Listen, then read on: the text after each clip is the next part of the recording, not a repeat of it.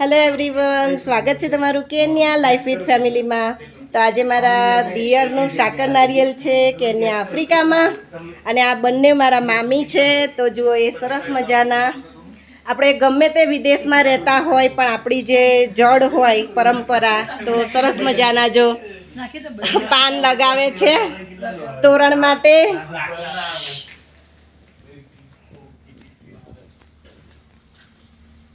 રોશની મામી અને તેજલ મામીએ સરસ મજાનું તોરણ બનાવી દીધું છે. કારણ કે આપણે વિદેશમાં રહેતા હોય તો આપણે જે ગુજરાતી પરંપરા હોય એ આપણે જાળવી રાખતા હોય છે. બસ એ જ રીતના અહીંયા કેન્યા આફ્રિકામાં પ્રસંગ છે, પણ ગુજરાતી રીત રિવાજના લીધે અમે અહીંયા પણ સરસ રીતે કરીએ છીએ. અને બંને મામીએ જો ઘર માટે સરસ મજાનું તોરણ તૈયાર કરી દીધું છે. કેવી સરસ રીતે કરે છે જુઓ. જો બહુ જ ફાઇન રીતે તૈયાર કરી દીધું છે તોરણ. ચલો, હવે પાર્થ અને હરી બંને જણા થઈને ઘર આગળ તોરણ લટકાઈ દેશે. ફાઇન. તો ચલો આપણે જઈશું બહાર.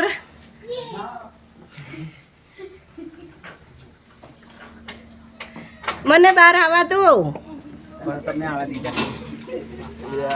મારા પ્રભુ પાર્થ.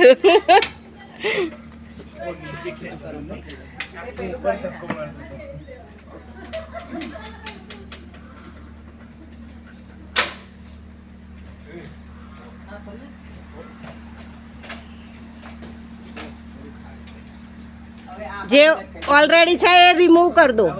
હા, એ કરી નાખો.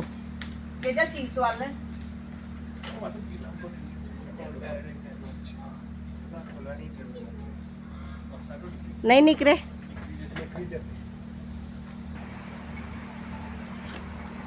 જે જૂનું તોરણ હતું એ કાઢી નાખ્યું છે અને સરસ મજાનું લીલું તોરણ હવે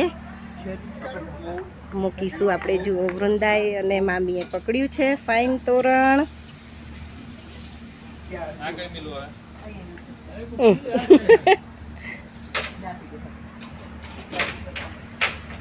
પછી વચ્ચે લાવી દેજો બધી સાઈડ.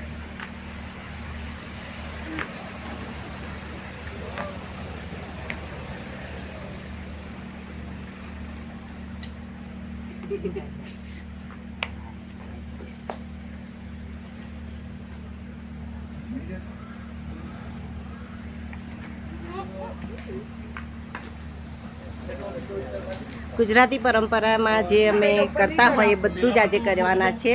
તો બધા વિડીયો જોતા રહેજો. અને આ છે પહેલું શગુન કે જે આપણે સરસ મજાના આસોપાલવના તોરણ બાંધતા હોઈએ છીએ, એ બાંધ્યું છે આપણે.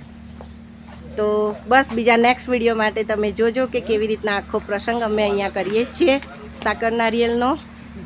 તો બધાને જય શ્રી કૃષ્ણ, જય માતાજી. સરસ મજાનું તોરણ જો તૈયાર થઈ ગયું છે અને ઘર આંગણે સજાવી દીધું છે.